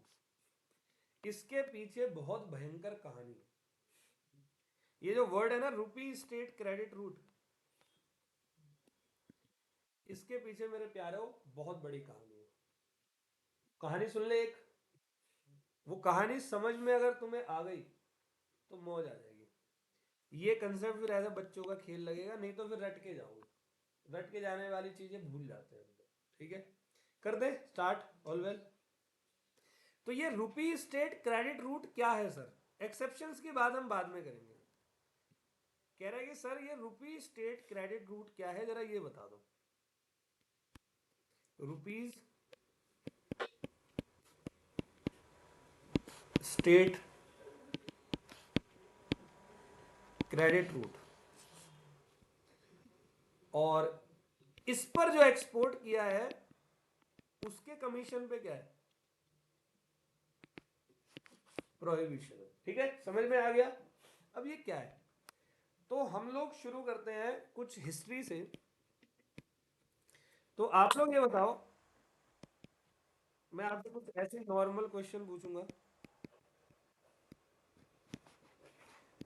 आज तो खैर 2024 है, ये पुरानी बात है, ये टॉपिक पूरा पुरानी बात पे डिपेंड है। आज 2024 है, अगर आज पूरी दुनिया पे नजर गड़ाएं तो देखा जाए तो दुनिया में 4 कंट्री ऐसी है जिसका दुनिया पे दबदबा है। एक तो है हमारा क्या, दूसरा रशिया, तीसरा, चौथा इंडिया। ये 4 कंट्री ऐसी है जो पूरी दुनिया में दबदबा रखती है आज के डेट में। पहले ये हमारी नहीं थी, पहले हमारी सरकारें इतनी निकम्मे थी साली, तो कहां से होंगी? तो पहले दबदबा होता था यूएसए का, रशिया का, और हम थे इंडियन। वो कहने वाली बात है, हिंदी चीनी भाई भाई कुछ नहीं है। चाइना था हमारा कट्टर, 1960 61 में उन्होंने युद्ध किया था ना हमारे अगेंस्ट में, 61। तो चाइना तो भाई हमारा कुछ था नहीं। अच्छा, चाइना और यूएस की नहीं बनती, और यूएस और रशिया की नहीं बनती, तो रशिया की किससे बनेगी? समझ रहे हो? यूएस इंडिया को सपोर्ट नहीं करता था, यूएस सपोर्ट करता था पाकिस्तान को। क्या कारण है? उन्हें मजा आता था नल्ली नारी खाने में, हैं? कोई रिसोर्स फिसोर्स कुछ नहीं। यूएस का कट्टर था चाइना, और चाइना के बगल में रशिया है। इन दोनों को घेरने के लिए बेस कैंप की जरूरत पड़ती है। वो बेस कैंप कहाँ बना सकते थे? यही कारण था, और कोई कारण। पाकिस्तान को फूंक मारे बंद हो जाए वो, ठीक है, ये बात वो भी जानता है यूएस वाला, लेकिन वो मजबूरी थी सपोर्ट करने की। चाइना को पता है, देख इंडिया तो हमारे अंटे में आएगा नहीं। चाइना ने पाकिस्तान को पूरा ले लिया, पता है आप लोगों को? अभी पिछले कुछ सालों में चाइना ने बहुत बड़ा कर्जा दिया पाकिस्तान को। पाकिस्तान ने उस कर्ज को चुकाने के लिए चाइना से दूसरा कर्ज लिया है। ये न्यूज में गूगल कर लो, पता लग जाएगा कितना दबदबा कर दिया। तो अब इंडिया को सपोर्ट कौन कर रहा है? समझ गए? और ये तो अपना परम मित्र है रशिया। अब रशिया हमारा परम मित्र है, बहुत सारे इसके और भी कारण है, ये तो मैंने आपको वैसा बताया। रशिया हमारा परम मित्र क्यों है? क्योंकि एक तो रशिया के अंदर रिसोर्सेज साइंस वाले बहुत ज्यादा है, लेकिन खाने पीने ये सारी चीजें रशिया में क्योंकि बर्फ से ढका रहता है। अब वहाँ एप्पल आ सकता है, वहाँ गेहूं थोड़ी आएगा बर्फ में। गेहूं कहाँ से मंगाएंगे वो? बहुत सारी चीजें हमसे मंगाएंगे। अब इंडिया इंडिया टेक्नोलॉजी में थोड़ा पीछे है। इंडिया के लोग भी, मैं भी टेक्नोलॉजी में मैं डर, अब नहीं, अब थोड़ा थोड़ा मैं सीखने लग गया हूँ पिछले 1-2 साल से। अब मैं डरता नहीं हूँ, पहले मैं थोड़ा डरता था टेक्नोलॉजी से, अब मैं कोशिश करता हूँ सीखने की। तो ये इंडिया की कमजोरी थी। तो रशिया अपने वेपन्स देता था हमें। क्या देता था? वेपन्स। एक वजह और थी इस रशिया के हमारे दोस्त होने से। ये जो रशिया है ये हमारा दोस्त था, उसकी एक वजह और भी बहुत बड़ी है। रशिया और यूएस आपस में बहुत, ये आंख नहीं देख सकते एक दूसरे की, अब मैं बता रहा हूँ तुमको। तो भाई क्या हुआ, इमरजेंसी से पहले यूएसए वाले फंडिंग करते थे बीजेपी को। किसको? भारतीय जनता पार्टी। कौन कर रहा था? यूएस वाले फंडिंग करते थे बीजेपी को इमरजेंसी से पहले। इंदिरा ने इमरजेंसी लगाई, सारे बीजेपी के नेता जेल में, लाल कृष्ण आडवाणी, अटल बिहारी वाजपेयी, ये सब जेल में थे इमरजेंसी में। रशिया खुश हो गया। रशिया इस बात से खुश हो गया, क्यों? क्योंकि बीजेपी ऑर्गेनाइजेशन थी और उसको पैसा फंडिंग कहां से आ रही थी? रशिया खुश हो गया, और हमारी मित्रता जो है वो गहन हो गई। यहां तक ओके। अब हमारी इस गहन मित्रता के बीच में अब हमारा होता था व्यापार, बिजनेस। हम लोगों को डिफेंस मटेरियल बहुत चाहिए था, तो रशिया हमें क्या प्रोवाइड कराता था? डिफेंस मटेरियल, मिग 24, 25, ये वो वेपन्स। और पता है रशिया कौन से वेपन्स देता था? जो उनके वहां आउटडेटेड हो जाते थे, वहां के बच्चे भी नहीं खेलेंगे उससे। और हमारे यहाँ के वीरों ने, सैनिकों ने उससे करगिल जीत लिया। रशियंस का खुद स्टेटमेंट था कि करगिल में इतनी ऊंचाई पे जो आपने वेपन्स चलाए हैं ना, हम लोगों ने तो कभी इसका परीक्षण भी नहीं किया था। ये तो आप ही लोगों के दम है, पता नहीं कैसे चला के आ गए। तो हमने इसलिए चला लिया, हमें पता नहीं था कि आउटडेटेड। हमें तो लगा नया माल है। होता है ना कभी कभी। तो हमारा डिफेंस का माल पूरा वहां से आता था, और ये डिफेंस के माल में क्या हुआ, अब रशिया से माल हमारे पास आया, बहुत बड़ा माल, ठीक है। तो पुतिन वहां पर पूतना बैठकर देख रही थी, माल तो पहुंच गया, अब माल के बदले में क्या आएगा? पैसा आएगा। तो पैसा, अब पूतना की एक्सपेक्टेशन क्या थी? वो पैसा आएगा या तो रूबेल में या तो डॉलर में। हमारे गांधी ने, सोनिया गांधी ने, खैर मनमोहन सिंह था हमारा उस टाइम का प्राइम मिनिस्टर, तो इन्होंने जो पैसा भेजा, इन्होंने पैसा भेजा इंडिया से रशिया शिप में, सारा पैसा पहुंचाया। ले अब पूतना ने खोले सारे बॉक्स, तो उस बॉक्स के अंदर थे इंडियन रुपीस। क्या थे? पूतना का मूड खराब, मतलब पूतना मतलब पुतिन, ठीक है, वहां का उसका मूड खराब, कह रहा साला ये क्या है, धोखा हो गया। अब भाई रशिया से फोन आया, पूतना ने फोन किया इंडिया में मनमोहन सिंह के पास।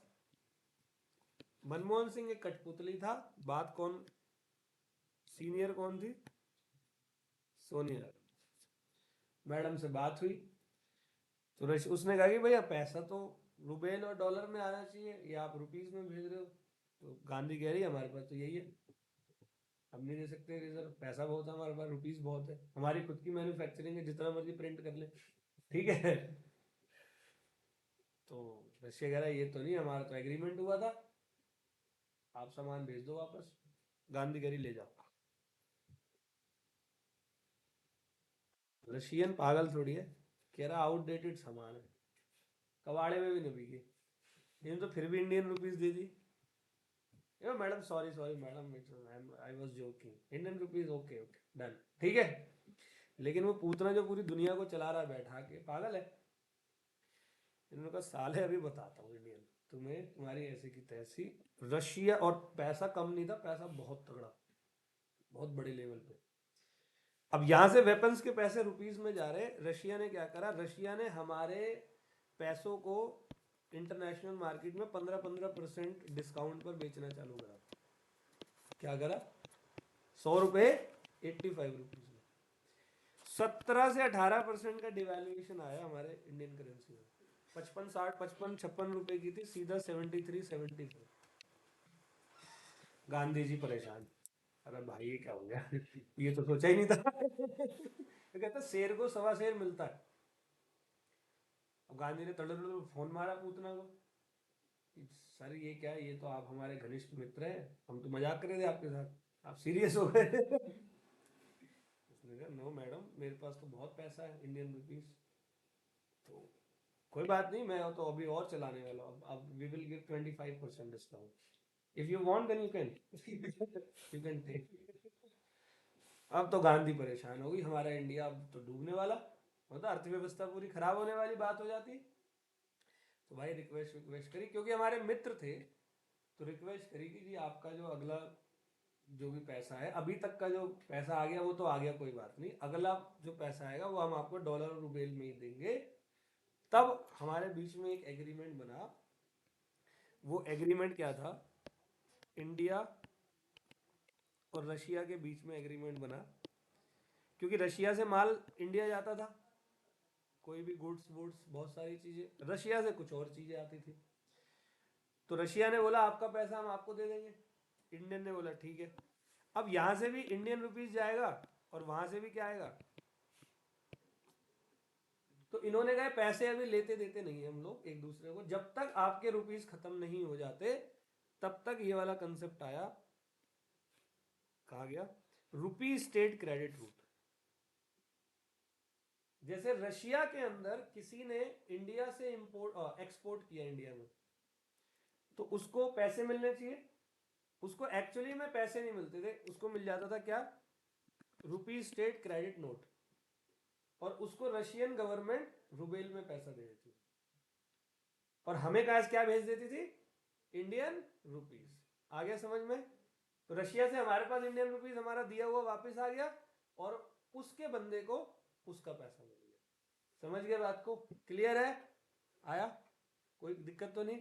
अब यहां पर क्या हुआ कि जो बंदे यहां से गुड्स बेच रहे हैं, ये देखो इसी कंसेप्ट के अंदर जो पर्सन यहां से गुड्स भेज रहे हैं, उनको गुड्स भेजने में किसकी जरूरत पड़ती है,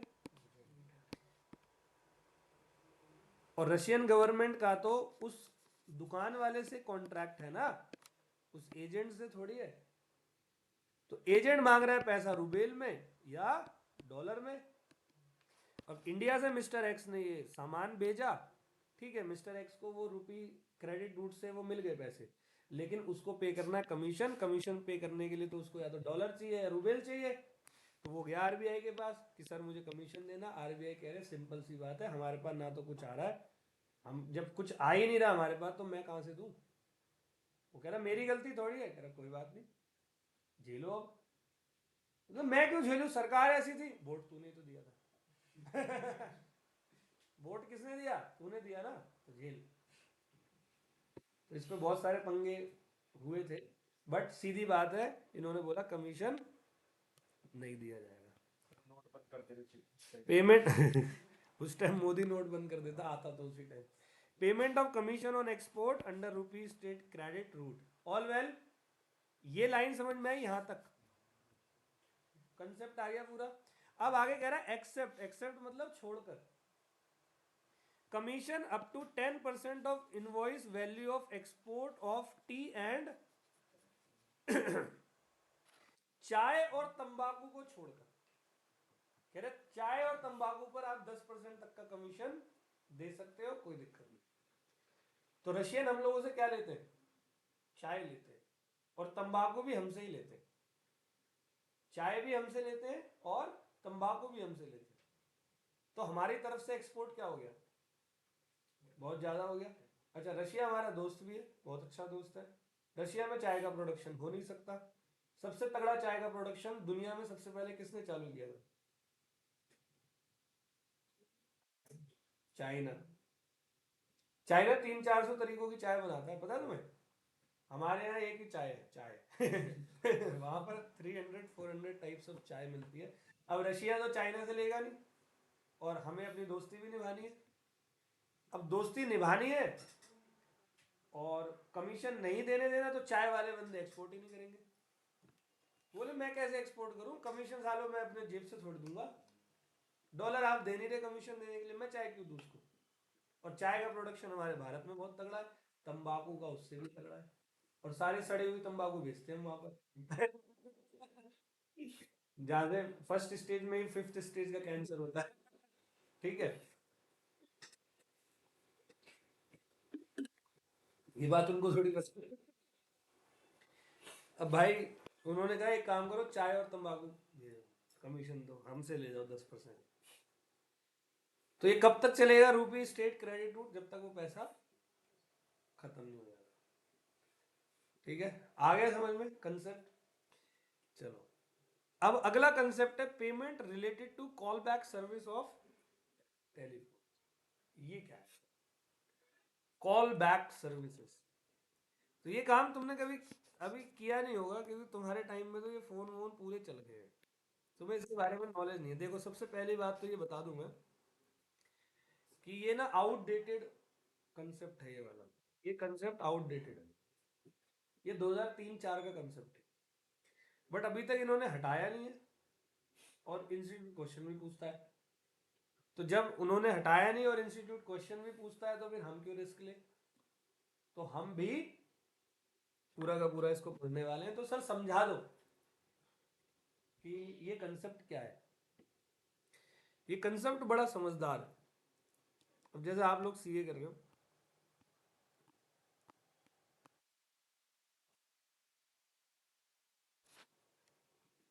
तो ये कुणाल हमारा भाई, जैसे अभी चल रहा है कौन सा, मई 24 आपका एग्जाम होगा, पास हो जाओगे तो नवंबर 26 में आपका फाइनल का एग्जाम होगा। नवंबर 26 का एग्जाम दिया, आपको उम्मीद है भाई पास हो जाएंगे अब हम। तो कुणाल का कोई रिलेटिव मान लो यूएस के अंदर रहता है, तो कुणाल चला गया कहाँ पर, यूएस। दिमाग से गया था ऐसा थोड़ी, उसको यूएस में सीपीए का कोर्स भी करना था। कह रहा वहीं रजिस्ट्रेशन मार देंगे सीपीए का कोर्स, यहाँ आके कर लेंगे। आ रहा है कुछ समझ। 2-3 महीने की छुट्टी थी, कुणाल पहुंच गया भाई यूएस से। कुणाल यूएस पहुंचा और नेक्स्ट डे छत पे गया। छत पे गया तो बगल वाले घर में छत पे एक बहुत अच्छी सी जीसस मैरी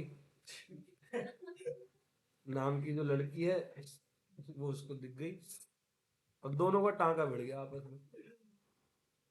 अरे विदेशियों को इंडियन बड़े पसंद आते हैं। इंडियन होता है लॉयल, उनके पॉइंट ऑफ व्यू हम होते कमीने हैं, लेकिन वो हमारे पॉइंट ऑफ व्यू, मतलब हमारे कुनबे में हम कमीने हैं, उनके लिए ये कमीनापन नहीं है। हमारे यहाँ किसी को बोलते हैं मेरे पास टाइम नहीं है तो ये बुरा मान जाता है। इंडियन तो वो फॉरेन वाले मुंह पे बोलते हैं डोंट हैव टाइम। उसको ये भी नहीं पता है बुरा लग गया इसको, उसको मतलब ही नहीं है किसी से। तो उनके पॉइंट ऑफ व्यू से इंडियन बड़ा शरीफ शरीफ होता है, सही होता है। अब दोनों में टाँका वाका भिड़ गया, घूमा घामी हुई, यूएस में थोड़ा बहुत घूम घूम ली, देख लड्डू फूट रहे, ठीक है, जीसस मैरी, अरे मैरी इसी से हो गई अब मेरी। तो कुणाल भैया जो, ठीक है मामला ये चला, इतने में आ गया रिजल्ट, ठीक है, रिजल्ट आया, कुणाल बन गया सीए। अब सीए बनेगा तो इंडिया आएगा, इंडिया आया कहीं जॉब करने लगा। ये बात मैं आपको 2002-3 की बता रहा हूँ, आप ये मान के चलो 2002-2003 टाइप कुछ चल रहा था, ठीक है। तो क्योंकि अभी बताऊंगा तो कंसेप्ट फेल हो जाएगा ये। तो वो जॉब कर रहा है, मान लो किसी अच्छी कंपनी अच्छी फर्म में कहीं इसकी जॉब लग गई, और उस टाइम के हिसाब से आपको 30,000 रुपये मंथली मिल रहा है पर मंथ, ठीक है, इन्फ्लेशन के हिसाब से अच्छा पैसा, और शुरुआत में इतने ही मिलते हैं। अब कुणाल को मिल तो रहा है पैसा, लेकिन भाई कुणाल अब जॉब कर रहा है यहाँ पर 9 to 7 की, यहाँ जॉब कर रहा है 9 to 7 9 to 8, फिर एक रात को भी उसकी जॉब है 11 से लेकर सुबह 5 बजे तक की। क्योंकि इंडिया में क्या होता है, रात होती है और यूएस में सुबह होती है। अब इसको बात भी करनी है, नहीं तो बुरा मान जाएगी, कहीं और चली जाएगी, और वो लोग बहुत जल्दी चले भी जाते हैं। I was boring, what you did जान, आगे नहीं बताऊंगा। ठीक है, तो वो लोग बोर भी बहुत जल्दी हो जाते हैं। कुणाल लगा नहीं भाई, सेट करके रखते हैं इसको। अब ये यहाँ से इंडिया से करेंगे कॉल 11 से 5 की, अगला अगला एग्जाम्पल तेरे नाम का, ठीक है। तो 11 से 5 की ये बाबू बात कर रहा है, और जब ये जान बात कर रहा है, ठीक है, तो जब ये जान बात कर रहा है अपनी जान से, तो उस समय पर पता है 2002-2003 में जो है 5 रुपये मिनट कॉल लगती थी, 5 रुपये 10 रुपये मिनट ये रेट होता था। अब जान से ऑन एन एवरेज 4 घंटे भी बात करी, तो 240 घंटे इंटू 5, 5 × 4 = 20, 1,200 रुपये हो गए। इसकी दिहाड़ी कितने की है, 1,000 रुपये की। ये तो खत्म है, इसका चश्मा कपड़े वपड़े सब बिक जाएंगे, और वो तो जानी जानी एंड में, ठीक है, तो ये तो गड़बड़ हो जाएगी। तो यहां पर अब एक कंसेप्ट आया, कंसेप्ट क्या आया कि उस टाइम पर ऐसा होता था, कोई सर्वर होता था, कोई नंबर होता था, जैसे अजीब से नंबर होते थे 888 111 2 3 4 5, ऐसा कोई एक सर्वर होता था। अब यहां से क्या करो, कुणाल ने कॉल किया, रिंग जाती वो कॉल क्या हो जाता था, कट, और फिर यहां से कॉल जाती थी किसको, कुणाल को, और फिर इसकी जीसस मैरी यहां से उससे बात कर रही होती थी, इसको बोलते हैं कॉल बैक सर्विस। आया कुछ समझ में? तो ये कुणाल भैया बात करता था, तब इसकी कॉस्ट जो आती थी वो कम आती थी, वो आती थी कितने, 1 रुपये मिनट। फिर भी बात बहुत हो गई। अब 1 रुपये मिनट के हिसाब से देखो, तो 240 मिनट इसने बात करी एक दिन में, मल्टीप्लाई 30, कितना होगा, $7,200 का भाई साहब पे आया, वहां से क्या बिल। अब बताओ वो कंपनी पैसे इंडियन रुपीस में लेगी या फॉरेन में? अगर यहाँ से कॉल करता तो हमारे यहाँ की कंपनी लेती इससे इंडियन रुपीज में 5 रुपये मिनट, और वहां से अब कॉल बैक सर्विस पे वो वाली कंपनी ले रही है इससे कितने रुपए, 1 रुपये मिनट। तो $7,200 का इसके पास बिल आ गया, पहुंच गया आरबीआई, साहब पैसा दो, ओ सॉरी पैसा लो और पैसा दो, मतलब रुपीज लो और डॉलर दो, मुझे बिल पे करना। कह रहा बिल काय का बिल, सर वो फोन का बिल। फोन का बिल इतना कहा आता है बे, दिमाग खराब है तेरा? सर देख तो लो, वो गर्लफ्रेंड रहती है वहाँ, मैरी से बात कर रहे, साले मैरी से बात कर रहा। तेरे ऐसे अगर 500 1000 आशिक हो गए तो मेरा तो टैंक साफ हो गया फॉरेन एक्सचेंज रिजर्व का। सही बात है। आशिकों की तो कमी है नहीं भारत में। इंडियन गवर्नमेंट ने कहा साले तेरे ऐसे 500 1000 आशिक अगर बैठ गए कहीं पर कॉल बैक सर्विसेज में पूरी पूरी रात बात करने लगे और हर महीने यहाँ से बिल की पेमेंट करवाने लगे तो मेरा तो बंटा धार हो गया। मेरा रिजर्व तो जीरो। ये निकल साले यहाँ नहीं मिली तेरे को कोई। जीसस मैरी के आदमी भाग यहाँ से। उनको प्रोहिबिटेड कर दिया। समझ गए। तो ये कॉल बैक सर्विस क्या है ये मना है। देखा नहीं कर मोहब्बत कर मना थोड़ी किया मेरी बेटी का नंबर ले। ठीक है। हाँ नहीं जाने दूंगा तुझे। नौकरी चली जाएगी मेरी अगले। समझ गए। तो फिर कॉल बैक सर्विस यहाँ से है ऑल वेल। ठीक है। चलो जी। तो ये हमारा हो गया payment related to call back service of telephone. समझ गए। एक और पॉइंट है remittance of interest income on fund held in non resident special rupee scheme account. ये लास्ट है इसको समझ लो। लास्ट मतलब इस टॉपिक का है वैसे नहीं लास्ट है। अभी है हमारे पास आधे घंटे में। ठीक है। सर लिख देना एग्जांपल।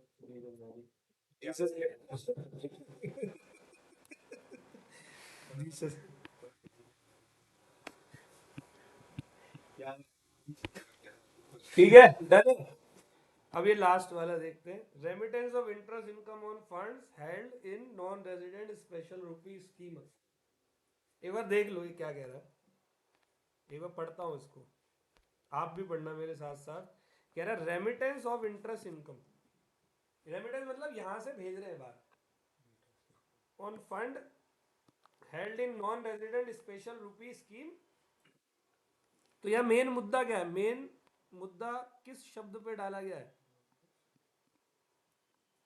किस पे डाला गया है इंटरेस्ट पे।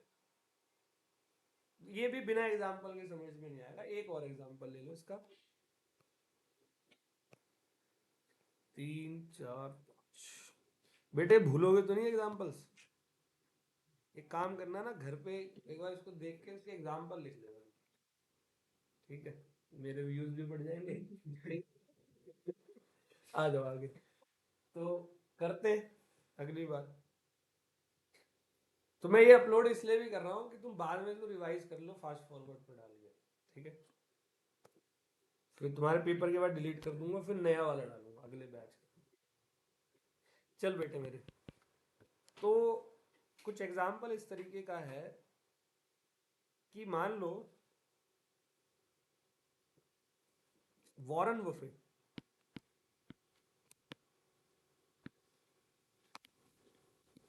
ठीक है। सुना है नाम वॉरेन बफे। ये दुनिया के टॉप 100 अमीर आदमियों में से एक है। 10 में 10 में हाँ 10 में अमीर आदमियों में से एक है। तो वॉरेन बफे की डॉटर ने इच्छा जाहिर करी अपने पापा से that I want to see India. पापा ने फोन निकाला मैप दिखा दिया। नहीं नहीं पापा मुझे जाना है घूमने जाना है। तो अब ये हमारा इंडिया है। ठीक है वो तुम समझदार हो। ठीक है।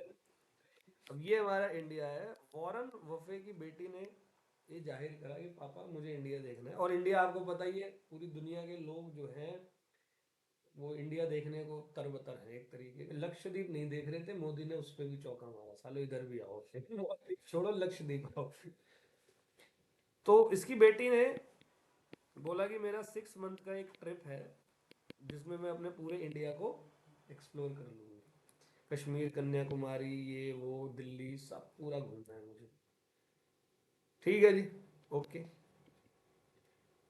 अब मेरे को अपने एग्जाम्पल में कुछ ऐड ऑन करना पड़ेगा ताकि इसे समझा पाऊं तो देखना। अब वॉरेन बफे की बेटी इंडिया आ रही है तो इसका एयरपोर्ट पर वेलकम सबसे पहले कौन करेगा। क्यों क्या लगता है भाई साहब। वॉरेन बफे की बेटी आ रही है ना ना ना भी करेगी तो $2 मिलियन कहीं नहीं जा रहे 6 महीने में। आरबीआई तो ये मान के चला $2 मिलियन मस्त खर्च करके जाएगी।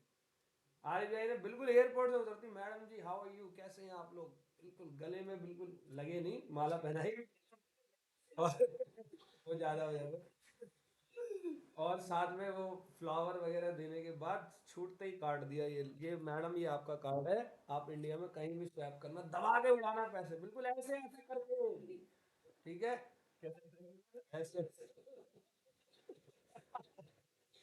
आपको ये पैसा उड़ाना है मैडम, कोई बात नहीं, ठीक है। अब यहीं पर बिल्कुल वॉरेन बफे की बेटी आ रही है, और यहीं पर शाहरुख खान का बेटा, शाहरुख खान को न्यूज मिल गई वॉरेन बफे की बेटी आ रही है आर्यन,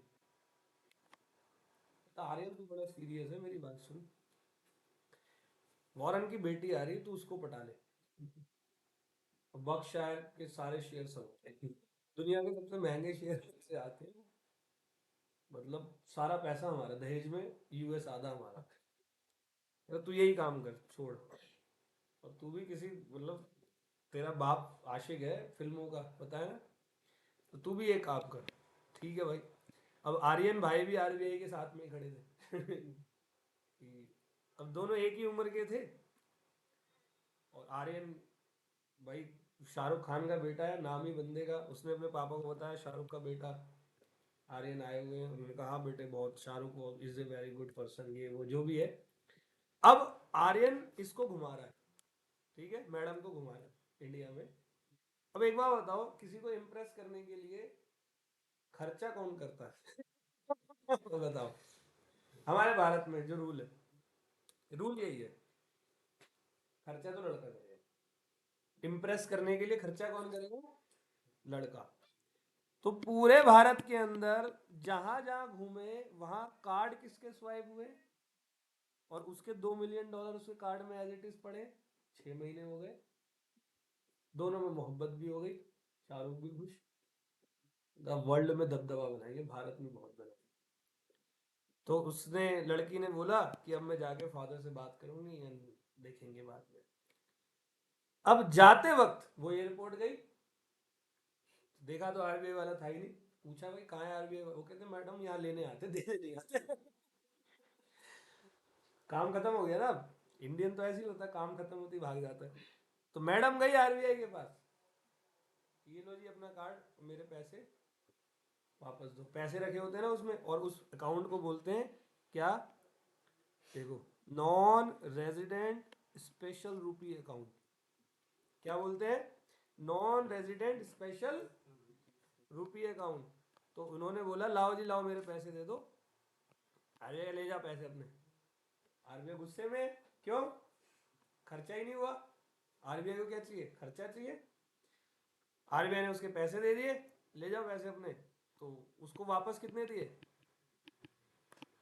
वो कह रही $2 मिलियन, क्यों, आपके बैंक अकाउंट में 6 महीने तक मेरा पैसा रखा हुआ था, उसका इंटरेस्ट $1.5 लाख बनता है, 1-1.5 करोड़, इतने में इंडिया घूम लिया होगा उसने समझ रहे, ये लोग फ्री में घूमते हैं इंटरेस्ट के पैसों से, कह रहे इंटरेस्ट, अरे कह रहे इंटरेस्ट इंटरेस्ट नहीं मिलता हमारे यहाँ, क्यों नहीं मिलता, तो आपने पैसा खर्च करने के लिए मांगे थे ना, कहाँ किए खर्च, कह रही ये तो बात ही गलत है, हम तो नहीं आ रहे आपके देश में।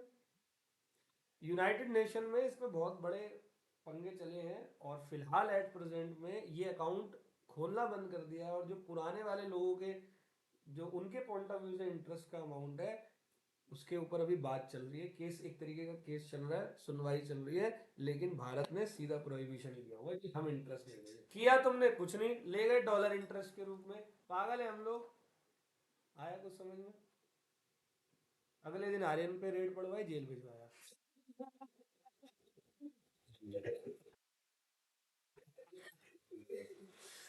जेल गया था ये, इसी हरकत के चक्कर में गया था। आर्यन से पंगा लोगे, आया समझ में, तो ये आपका प्रोहिबिशन का कंसेप्ट है, ठीक है, तो डन है, कैसा लगा भाई, कंसेप्ट आया, ये पूरा छोटा सा पेज गजब उधेड़ दोगे किसी को भी, ठीक है। अब बात करते हैं हम थोड़ा सा और आगे जाके, तो ये करंट अकाउंट ट्रांजेक्शन है, ये दोबारा से लिखा हुआ है, शेड्यूल नंबर 1 रूल 3, ये मेरी ख्याल से दोबारा से गलती से आ गया, ठीक है। अब रूल नंबर 4, रूल नंबर 4 ये कहता है कि अब आपको यहाँ पर अप्रूवल लेनी है किसकी, सीजी। सीजी मतलब केंद्र की सरकार, सेंट्रल गवर्नमेंट की आपको लेनी है अप्रूवल, ठीक है।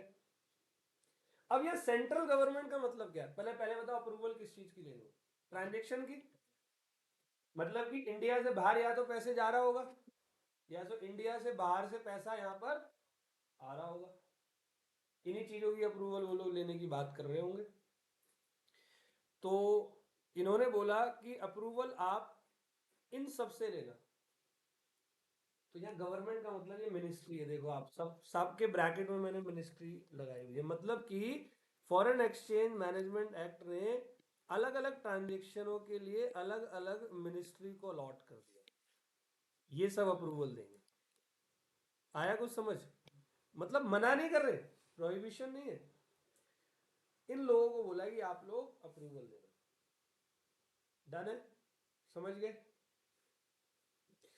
तो एक काम करते हैं, एक एक करके स्टार्ट करते हैं। सबसे पहला कह रहा है कि अगर कोई कल्चरल टूर के लिए आप यहां से जा रहे हैं, कल्चरल टूर क्या होता है,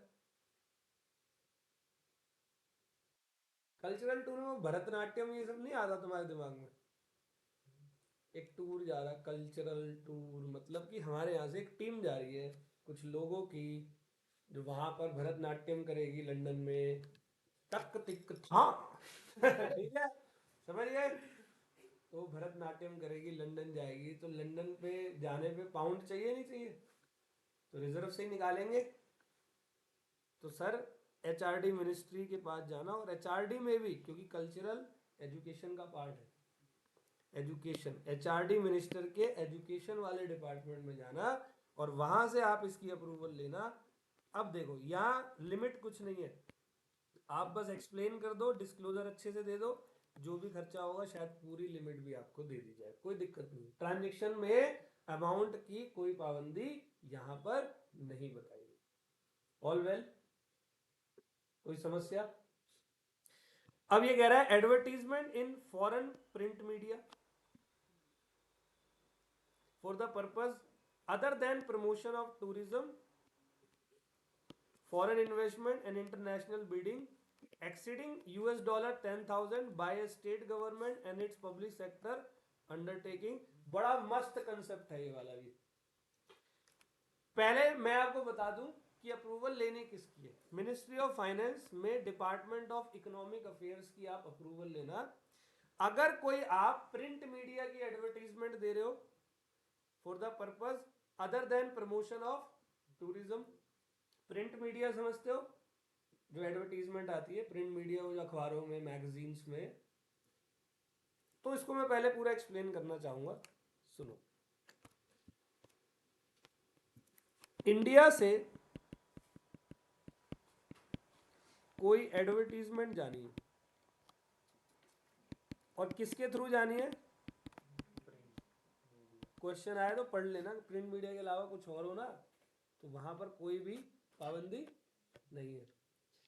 प्रिंट मीडिया की आपको एडवर्टीजमेंट जानी है, और वो एडवर्टीजमेंट भी कौन सी छोड़कर, एक्सेप्ट टूरिज्म, फॉरेन इन्वेस्टमेंट, और एक क्या है, टूरिज्म, फॉरेन इन्वेस्टमेंट और इंटरनेशनल बिडिंग, और इंटरनेशनल बिडिंग। अब इसके बारे में बात करेंगे थोड़ी देर बाद। प्रिंट मीडिया पे अगर एडवर्टीजमेंट चला रहा है स्टेट गवर्नमेंट और public sector unit up to $10,000 तो एग्जेम्प्ट है, लेकिन अगर $10,000 से ज्यादा है तो आपको मिनिस्ट्री ऑफ फाइनेंस के डिपार्टमेंट, ठीक है, वहां की क्या लेनी पड़ेगी, परमिशन। तो यानी कि ये कह रहे हैं कि अदर बंदे, स्टेट गवर्नमेंट और पीएसयू को छोड़कर अदर लोग भी आई बात समझ? नहीं आया? सुनो, 1 मिनट आ रहा हूँ।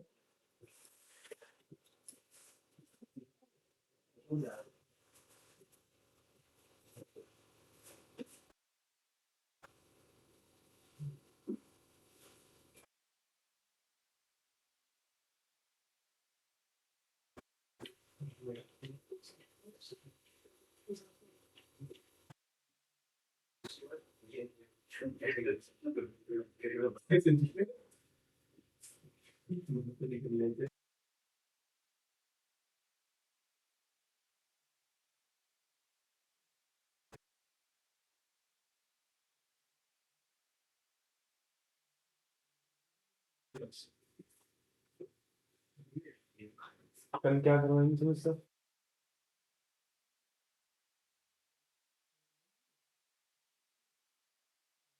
क्या है? एफएम मॉडिट क्या सब्जेक्ट?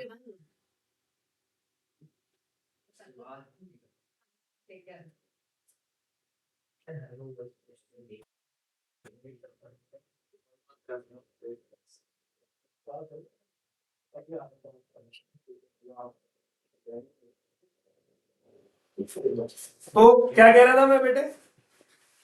एडवर्टीजमेंट, प्रिंट मीडिया छोड़कर tourism, foreign investment, international bidding.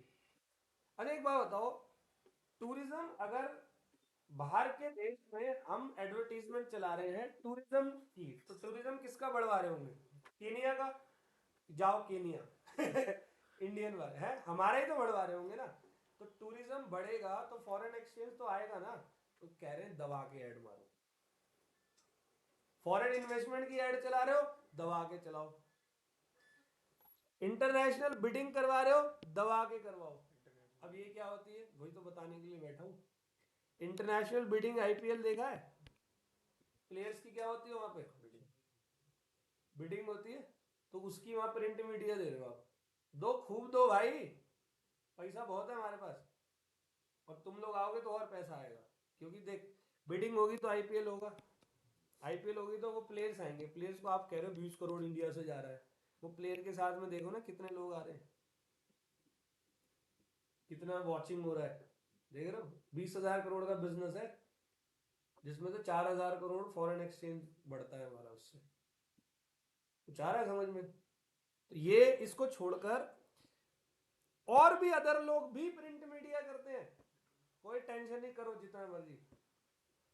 लेकिन अगर आप स्टेट गवर्नमेंट हो या पब्लिक सेक्टर यूनिट हो, अब जैसे केजरीवाल को देखो बस स्टैंडों पे जा जाके, हमारे स्कूल ने इतनी प्रगति करी, तो करी है मुझे पता, अच्छी बात है। और वो हर जगह ऐड चलवाता है अपनी, पूरे दिल्ली ऐड से भरी भर रखी है केजरीवाल ने। तो चल दिल्ली का है तो दिल्ली में चलवा रहा है, ये अच्छी बात है। केजरीवाल ने यूरोप में भी होर्डिंग लगा रखी है अच्छी बात है, नहीं ना? देखो, स्टेट गवर्नमेंट का कोई प्रोजेक्ट है, उसका प्रिंट मीडिया दिया जिसका खर्चा $10,000 से ज्यादा है। हमारी सरकार कह रही है भाई तुम्हारा भरोसा नहीं, सालों करप्शन वाले लोगों, तुम्हारा कोई भरोसा है? तुमने आंख बंद करके कोई भी प्रोजेक्ट में पैसे दे दिए, पर चला बाद में $3 लाख करोड़ का हमारे पास कर्ज हो गया तुम्हारे एक छोटे से काम के चक्कर में। सीधा बोला, स्टेट गवर्नमेंट और पब्लिक सेक्टर यूनिट $10,000 से ऊपर जा रही है तो हमसे पूछ के जाओ। आगे समझ? ठीक है।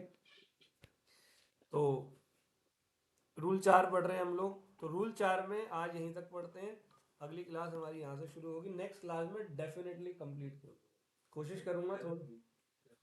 कल आओगे तुम लोग? तो कल 2 बजे से ले लेंगे। अरे ले लो, क्लास में मजा नहीं आ रहा।